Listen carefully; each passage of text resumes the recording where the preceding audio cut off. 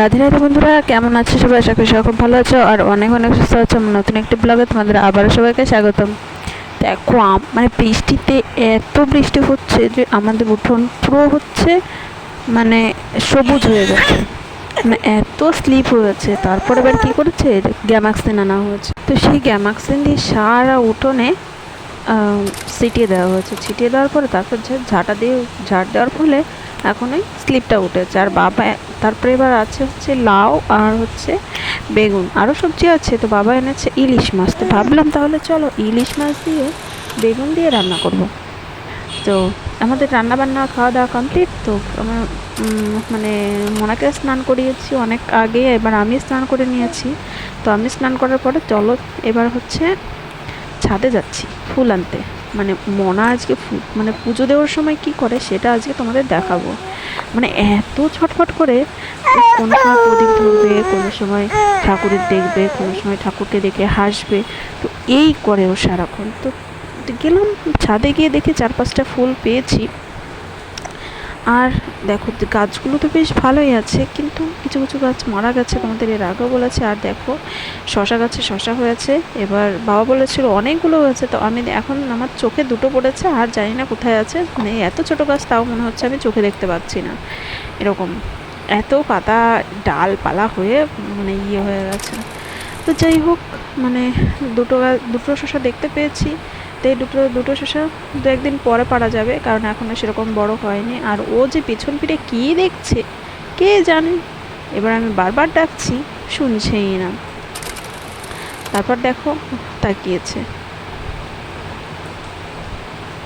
আর ওই যে শুধু মাথা নেড়ে ডাকে আয় আয় আয়। মানে যাকে দেখবে তাকেও ডাকবে, কেউ না থাকলেও ডাকবে, থাকলেও ডাকবে, এরকম। তো এবার দেখো আমরা চলে এসেছি, এবার আমরা পুজো দিতে ব্যবস্থা করব।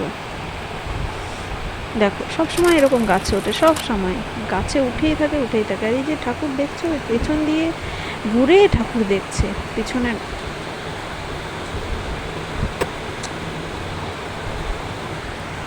তো এই দেখো আমরা এবার গোপাল সোনাকে স্নান করাবো।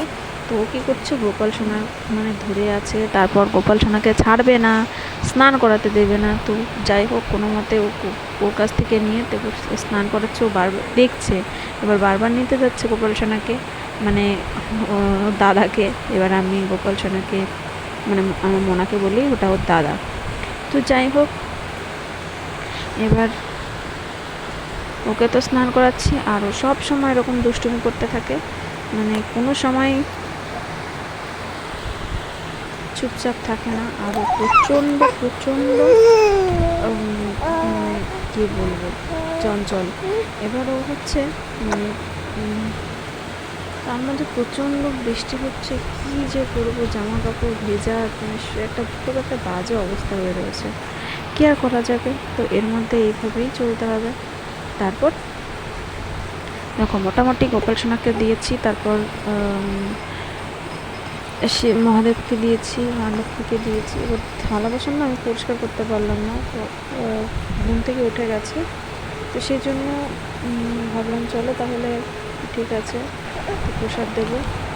তো তারপর দেখো প্রসাদ দেওয়া করবো, সমস্ত কিছু হয়ে গেছে। তো আজকের ভিডিওটা তোমাদের কেমন লাগলো অবশ্যই জানিও। আর দেখো মানে যখন আরতি করতে হয়, এবার ওর কাছে থালা না দিলেও খুব চাচাই। তো যাই হোক আজকের ভিডিও তোমাদের কেমন লাগলো অবশ্যই জানিও। সবাই খুব ভালো থেকে সুস্থ থেকে দেখাবে নতুন একটি ব্লগে। Bye bye.